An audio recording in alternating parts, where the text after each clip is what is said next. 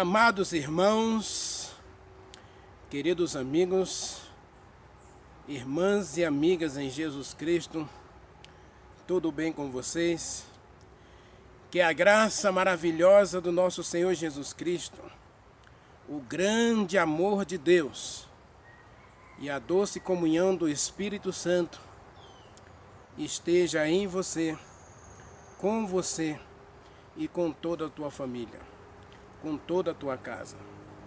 Faço a pergunta que Eliseu fez à mulher sunamita quando ela chegou na casa dele e ele fez a pergunta: vai tudo bem contigo e com a tua casa? É uma pergunta relevante.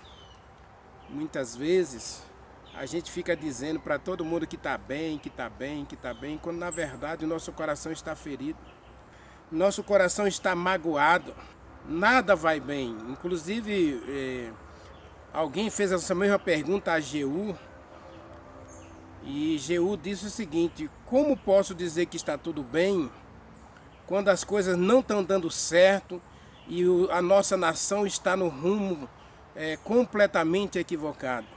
Como vamos dizer que está tudo bem quando nossa família está desestruturada ou desmantelada, a nossa vida espiritual, social, emocional, está tudo uma bagunça? Como vamos dizer que está tudo bem?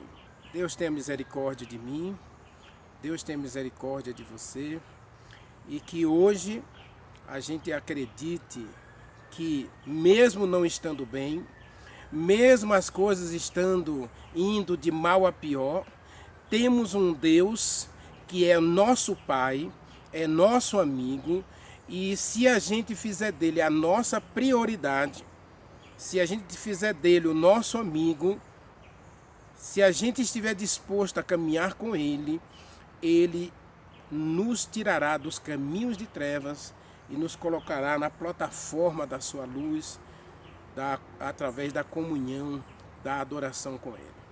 Aliás, a gente não trabalhou esse tema esse ano, porque já trabalhei esse tema aqui no meu canal. Deus está procurando verdadeiros adoradores, pessoas autênticas, pessoas reais, que chora suas quedas, lamenta seus pecados. Lamentações, capítulo 3, verso 39. Aquele que percebe que é fraco, que é limitado. Deus sabe tudo e Ele cuida de você. Ele é um Pai amoroso, interessado tão somente em cuidar de você, em proteger você. E hoje você pode dizer, como a mulher sunamita para Eliseu, né, que nada está bem, mas Deus pode transformar as tragédias da nossa vida. Ele pode pegar os cacos, ele pode pegar o caminho empedernido e transformar num belo jardim florido para a glória e exaltação do seu próprio nome. Fica aí a dica para você: coloque sua vida nas mãos de Deus, coloque seus caminhos nas mãos dele, entrega teu caminho ao Senhor, confia nele, e o mais ele vai fazer na tua vida. Lembre-se do que eu disse anteriormente, né? Deus nunca vai nos dar o que a gente quer, mas o que a gente precisa ele nunca vai deixar faltar. E acima de tudo, a sua presença perto da gente. Ele prometeu, Hebreus capítulo 13, versículo 5, ele diz: estarei com você todos os dias, jamais o deixarei, jamais o abandonarei. Esse é o Deus maravilhoso que eu conheço na Bíblia. E é esse o Deus que eu quero que você conheça, que estou apresentando a você nesta série no Espírito Santo 2023. Nós temos um Deus presente na nossa vida, um Deus que está aqui para cuidar da gente, para zelar da gente, para proteger a gente. Deus é contigo, louve ao nosso Deus e em seguida faça a sua oração particular.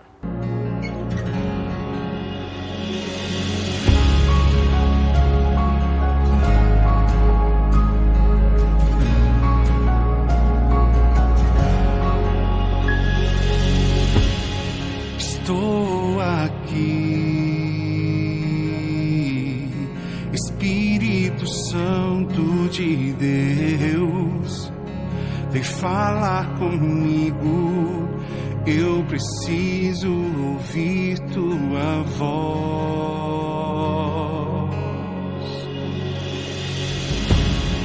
Estou aqui, Espírito Santo de Deus, vem falar comigo, eu preciso ouvir tua voz. Para onde eu irei? Para onde posso ir?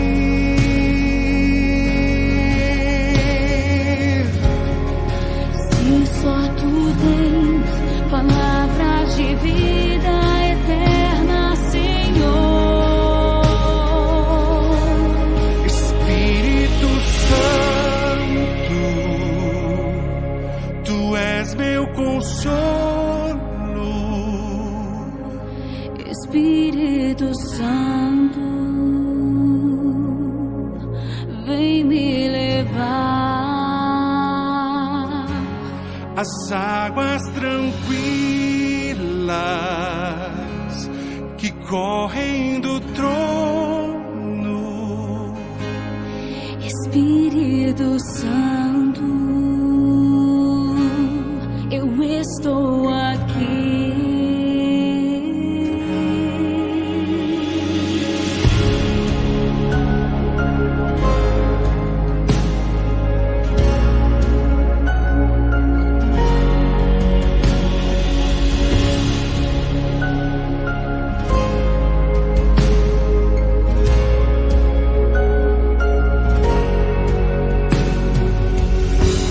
Para onde eu irei?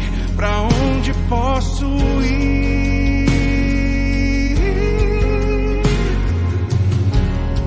Se só tu tens palavras de vida eterna, Senhor. Espírito Santo, tu és meu consolo. Espírito Santo, vem me levar às águas tranquilas que correm do trono. Espírito Santo, eu estou aqui. Espírito Santo, tu és meu consolo. Espírito Santo, vem me levar às águas tranquilas que correm do trono. Espírito Santo, eu estou aqui. Eu estou aqui, eu estou aqui.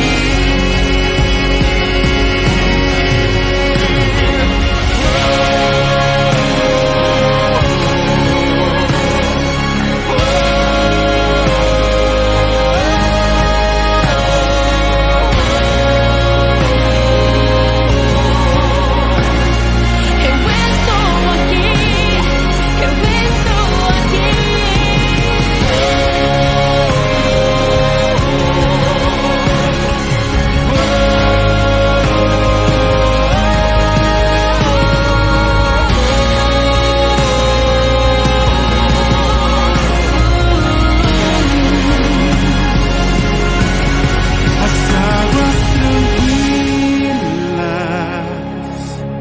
que correm do trono. Espírito Santo, eu estou aqui.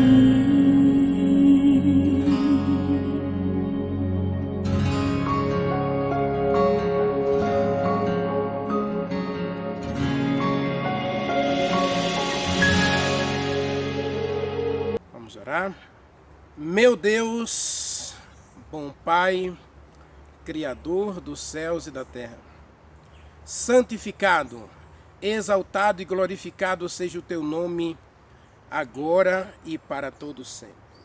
Meu Deus, Papai querido, coloco a minha vida diante de ti, com tudo que sou, com tudo que tenho, com todas as minhas fraquezas, limitações ou até mesmo virtudes.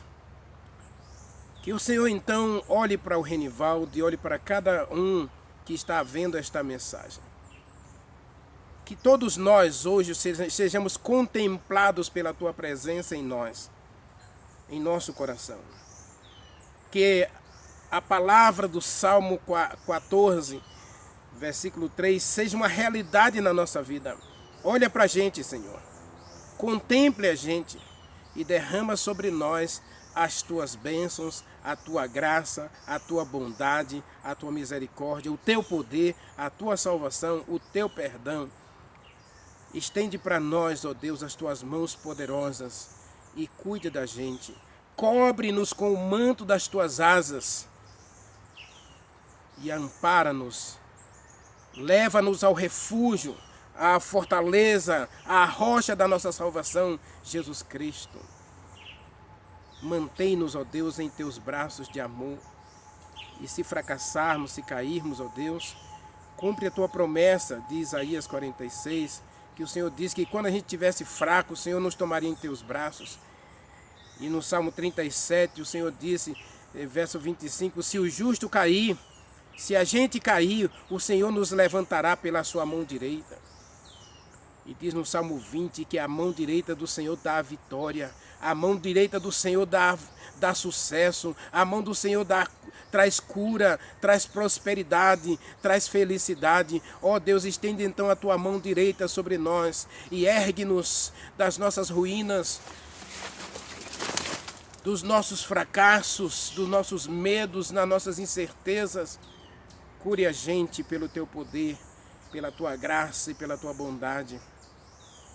Manifesta a tua bênção agora para nós, ó Deus, o Espírito Santo, para que a gente entenda e compreenda a tua palavra e que a tua palavra seja viva e eficiente em nosso coração, transformando-nos à semelhança do teu Filho amado Jesus Cristo. Dá-nos o caráter de Jesus Cristo, dá-nos a mente de Jesus Cristo, conforme Paulo escreveu em 1 Coríntios capítulo 3. Dá-nos a mente de Jesus Cristo, Senhor. Dá-nos os sentimentos dele, a bondade dele, o amor dele, o sangue dele. Purifica-nos. Em Cristo nós oramos e agradecemos. Amém. Como eu disse para vocês, às vezes a gente pensa em uma coisa e a gente quer fazer uma coisa, mas o Espírito Santo diz, ó, não é por aí. Não é por aí que eu quero que você vá. Então, essas mensagens, eu não escrevo nenhuma letra dessas mensagens. Eu permito ao Espírito Santo falar ao meu coração. E ao falar ao meu coração, eu transmito para todos nós. Eu tenho dito no meu canal que o primeiro a ser alcançado pelas mensagens sou eu mesmo. Eu estou pregando para mim. E eu quero que o Espírito Santo fale comigo. Eu quero que ele toque em mim. Porque eu não quero ficar neste mundo, meu irmão. Eu não quero ficar neste mundo, minha irmã. O pecado, ele está na nossa porta. O pecado está à nossa volta e todos os dias a gente é assediada a viver uma vida no pecado. Mas Deus é bondoso conosco. Ele não olha o seu passado. Deus nem está interessado no teu passado. O teu passado não vai voltar. Ninguém conserta o passado. O passado é imutável. Aliás, existe uma frase muito famosa hoje que circula na internet, né? Já que você não pode mudar o seu passado, você tem que se concentrar no seu presente. Para você viver bem o presente e aí transformar o teu futuro. E é isso que Deus quer fazer comigo e com você. Ele quer transformar o teu presente para te dar um futuro com esperança. Deus nos quer fazer testemunhas deles. Deus quer que você seja um milagre nas mãos dele, para ele manifestar a sua glória ao mundo tenebroso, cercado, iludido pelas trevas e pelos enganos do diabo. Você hoje quer ser um milagre nas mãos de Deus. Então vamos abrir a Bíblia, vamos analisar um texto aí. Tito capítulo 3. É um texto riquíssimo. Nós poderíamos aqui inclusive, digamos assim, explorar durante uma semana, durante 7 mensagens, nós poderíamos explorar o livro, o terceiro capítulo do livro de Tito, atrás do livro de Hebreus, tá? Você acha o livro de Tito. Aliás, inclusive encostadinho em Filemon, né? Filemon, Tito, Filemon e Hebreus estão tudo quase praticamente na mesma página, tá bem? Então, capítulo 3, eu vou ler só a título de contextualização os versículos do 1 até o 7, tá bem? Agora nós vamos nos concentrar no versículo 5, 6 e 7, ok?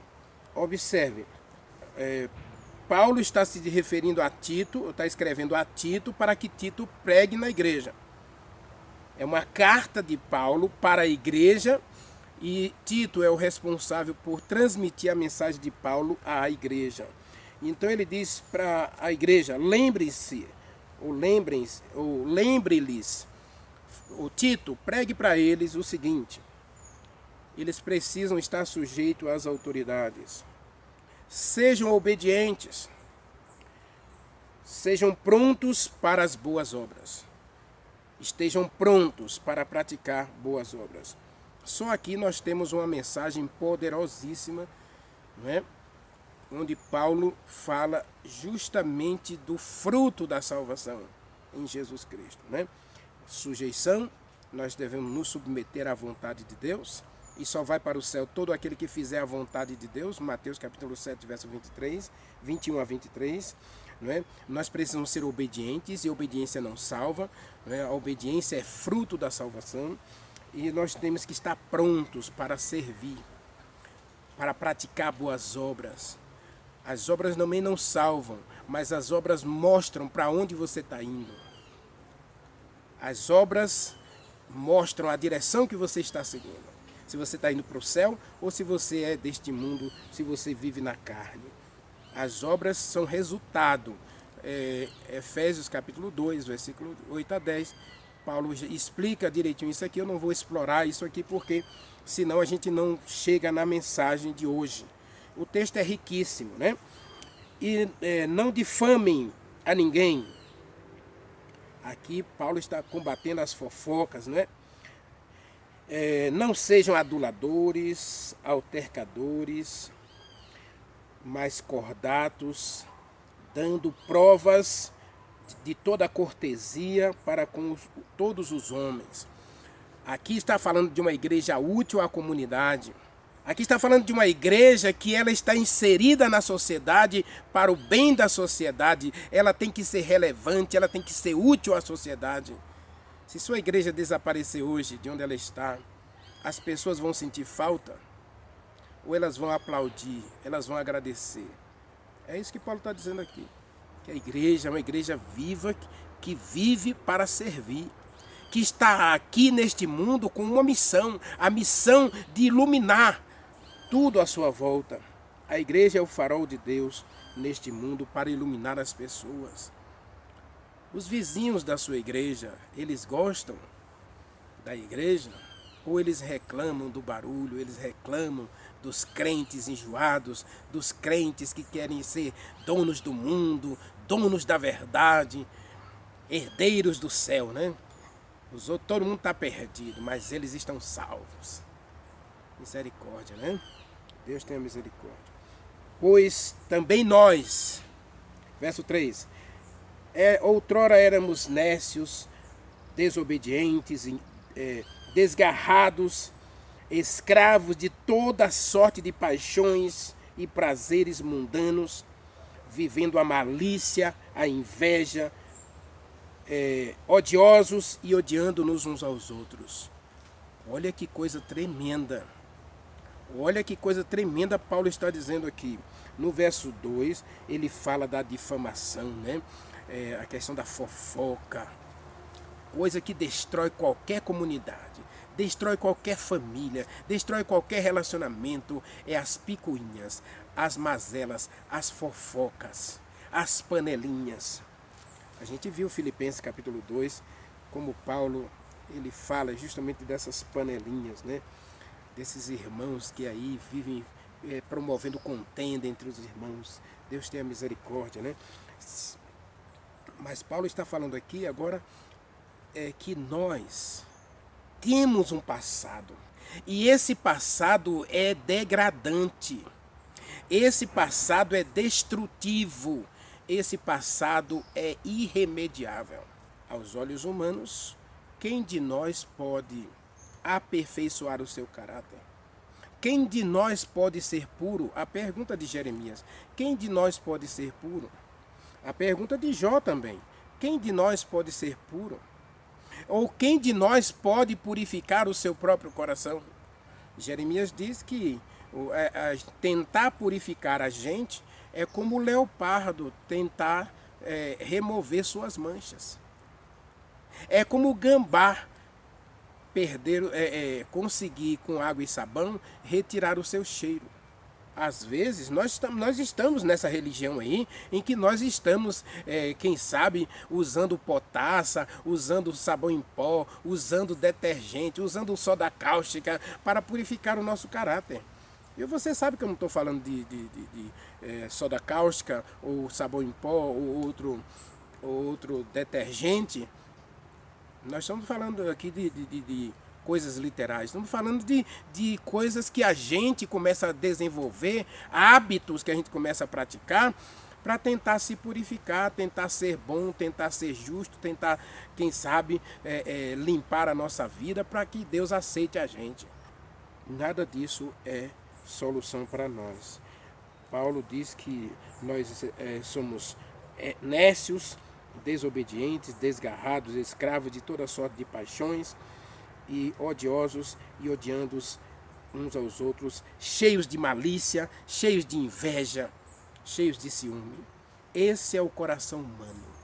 Gênesis capítulo 6, versículos 3 e versículo 5 e versículo 11. Leia comigo. Esse é o retrato de toda a humanidade desde o princípio. Gênesis 6, versículos 3, 5 e 11. Está escrito, então disse o Senhor, o Espírito Santo não agirá para sempre no homem, pois este é carnal, e os seus dias serão 120 anos.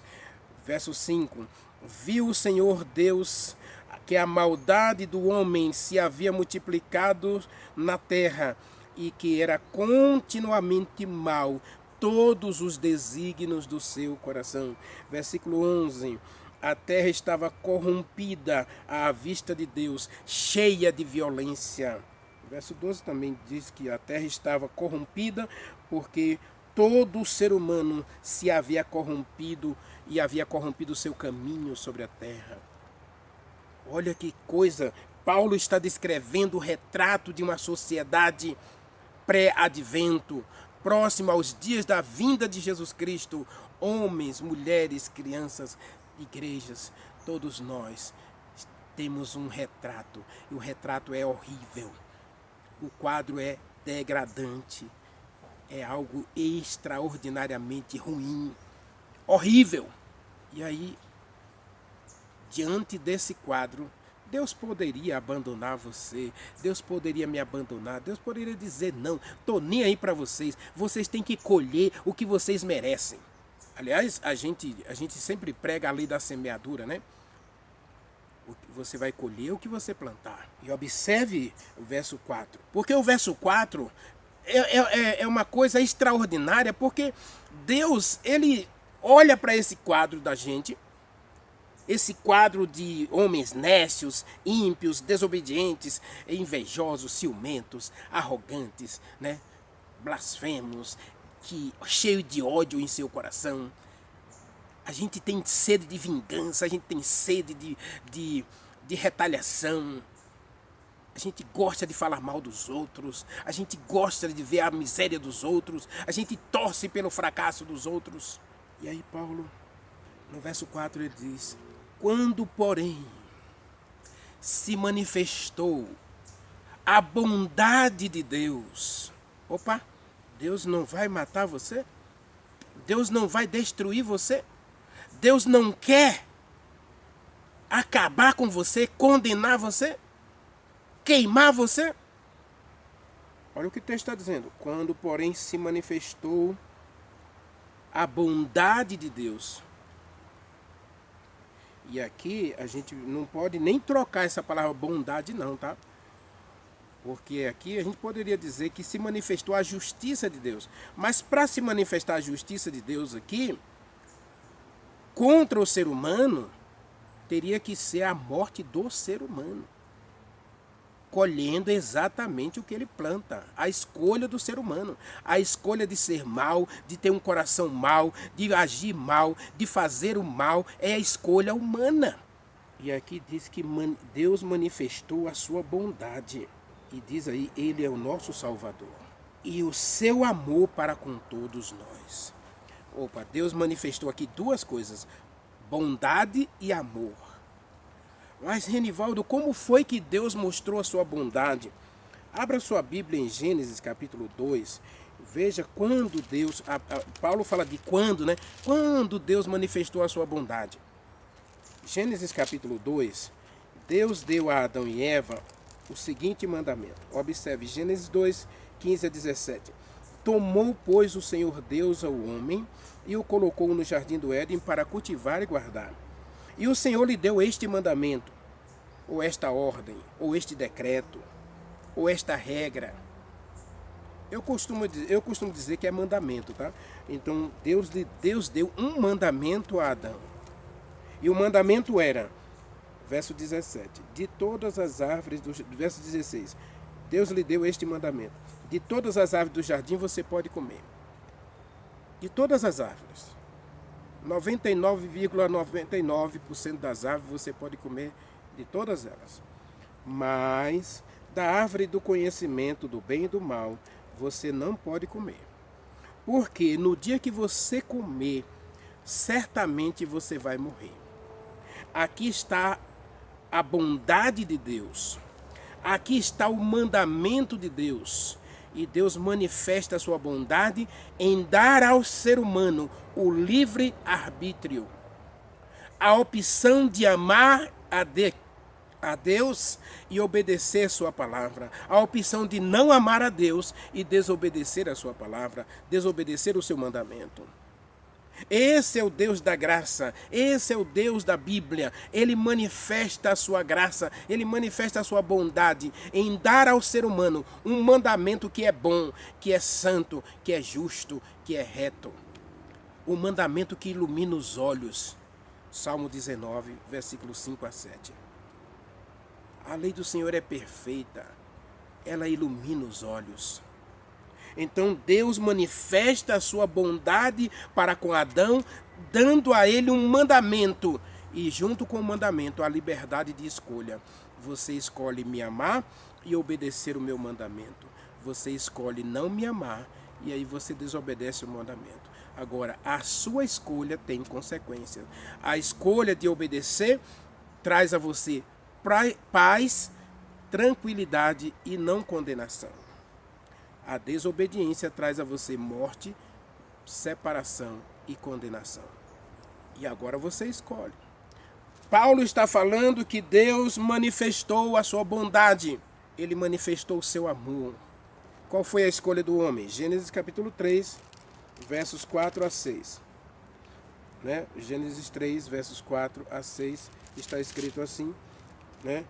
Então a serpente disse à mulher: é certo que você não vai morrer.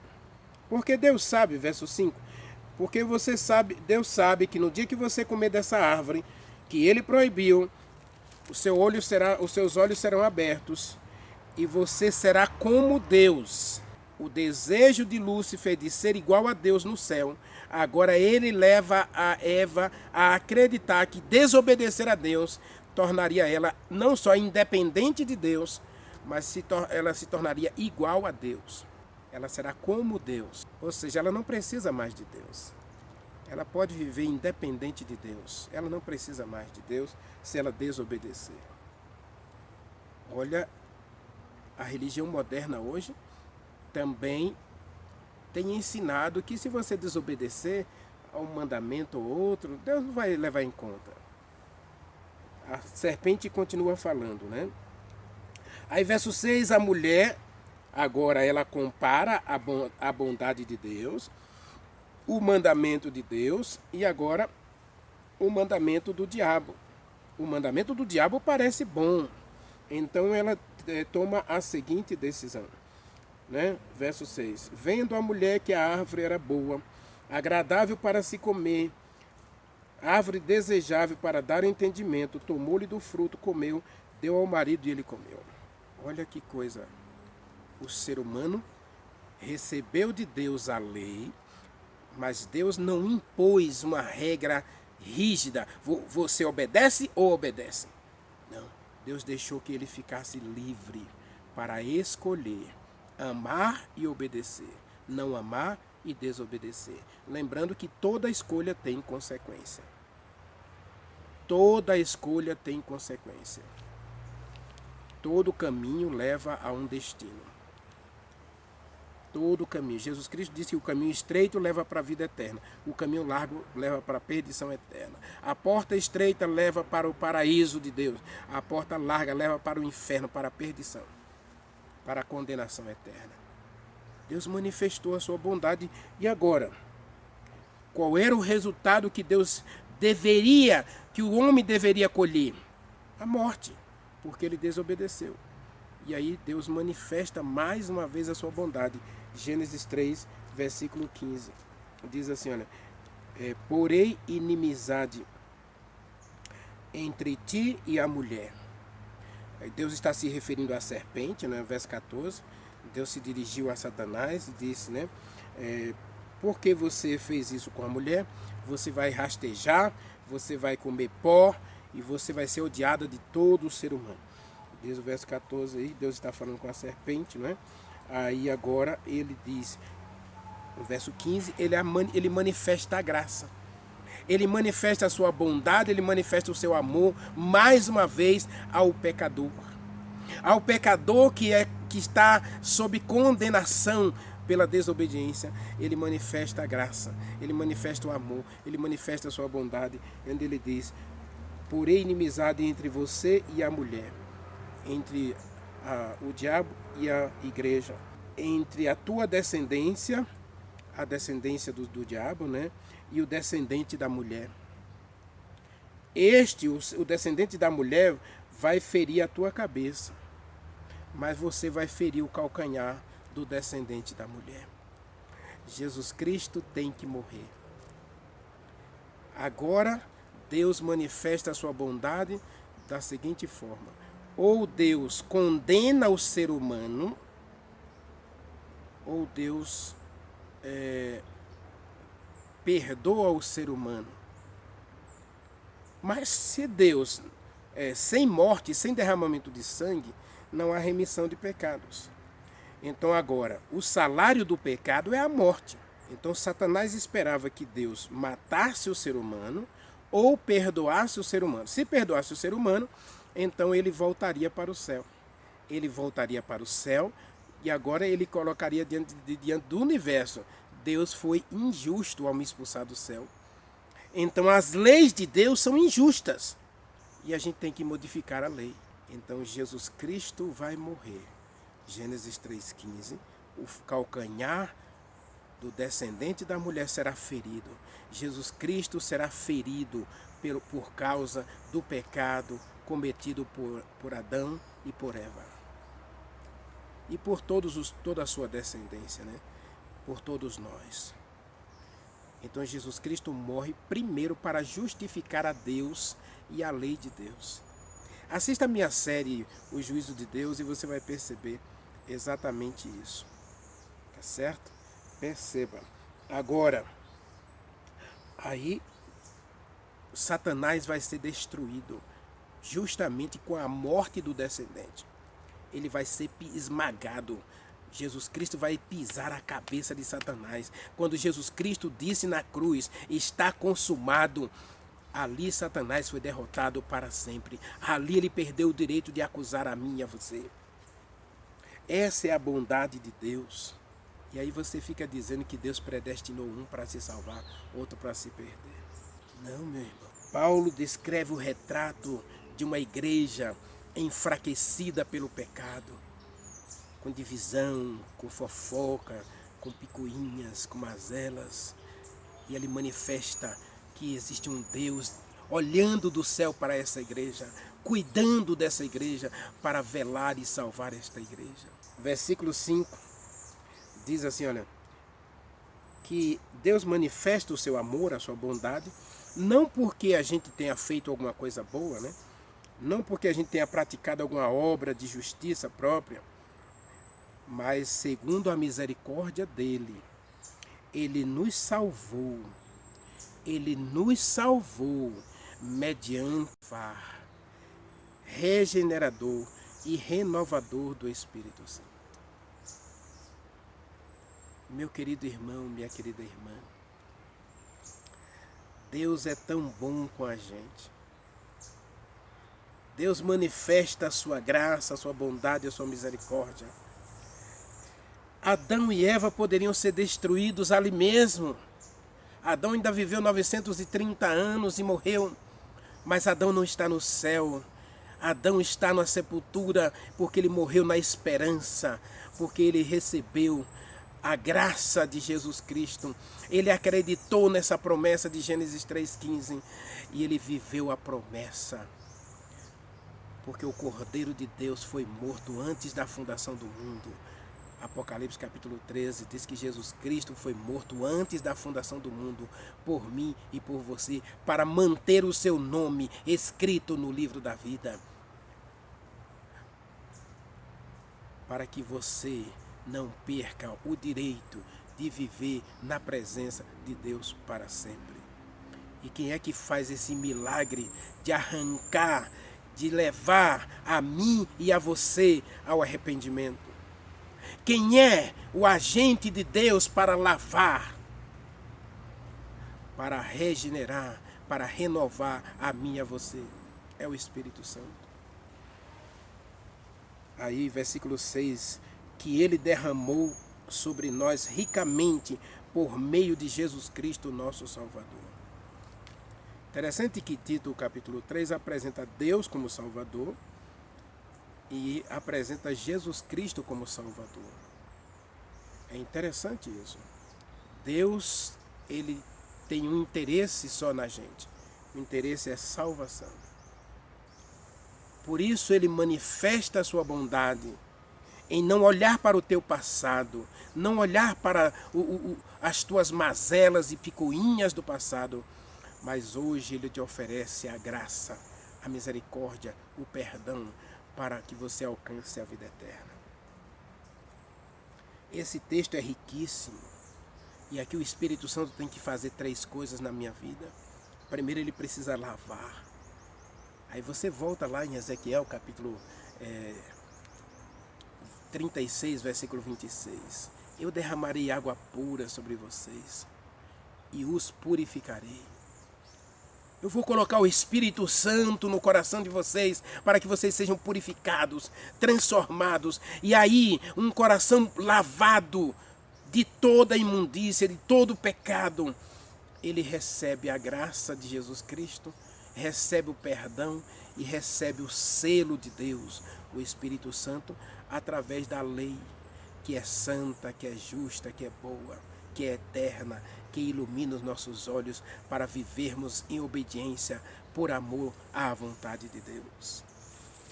Adão e Eva, Deus manifestou a bondade deles, a bondade dele para Adão e Eva, mesmo com a lei de não comer da árvore do conhecimento do bem e do mal.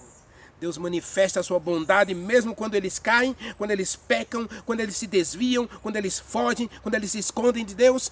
Deus manifesta a sua bondade enviando o Cordeiro de Deus que tira o pecado do mundo, apresentando para eles o descendente da mulher, aquele que viria e seria esmagado, moído, sacrificado por mim, por você e por eles.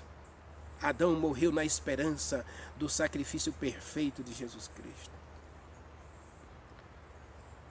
Deus manifesta a sua bondade e ainda mais Ele envia o Espírito Santo.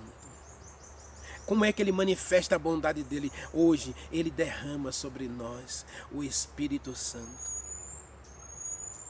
E quando o Espírito Santo entra na minha vida, Ele vai lavar esse coração.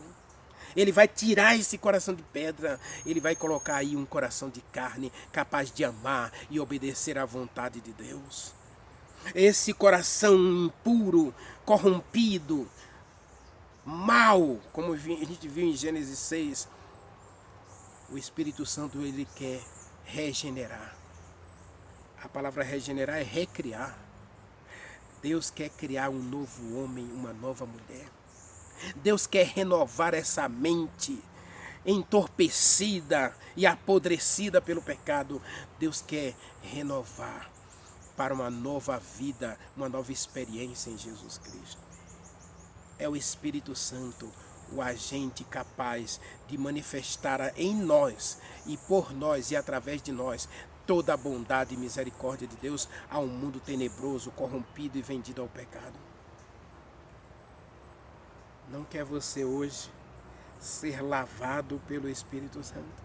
Não quer você hoje ser regenerado, recriado pelo Espírito Santo? Não quer você hoje ser renovado no Espírito Santo? Não quer você hoje receber o Espírito Santo para tornar você, o texto diz aí, né, que ele vai tornar você herdeiro do céu, herdeiro da esperança da vida eterna, no versículo 7, né? A fim de que justificados por graça, perdoados. Justificação e perdão é a mesma palavra, tá? É a mesma coisa.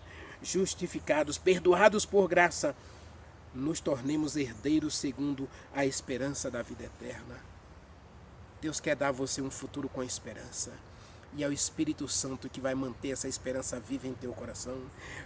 É o Espírito Santo que vai manter você de pé até Jesus Cristo vir e dar a você a coroa da vida eterna. Não quer você hoje abrir o coração ao Espírito Santo? Não quer você hoje receber esta bênção de Deus na sua vida? Se você deseja hoje ser lavado, ser regenerado, ser renovado pelo Espírito Santo, para de fato viver a experiência de ser um filho de Deus e herdeiro do céu, na esperança da vinda do nosso Senhor Jesus Cristo. Ore comigo. Maravilhoso Deus, meu querido Pai, muito obrigado porque o Senhor manifesta a sua bondade em nós. O Senhor manifesta a sua graça em nós. O Senhor manifesta o teu poder em nós. O Senhor manifesta tudo isso, a tua misericórdia, o teu perdão, a tua graça, a tua salvação, a tua bondade, o teu amor, através do Espírito Santo que o Senhor derrama em nosso coração. Por favor, Senhor, mais uma vez derrame o Espírito Santo em nosso coração agora. Nós te pedimos, agradecidos, em nome de Jesus Cristo. Amém.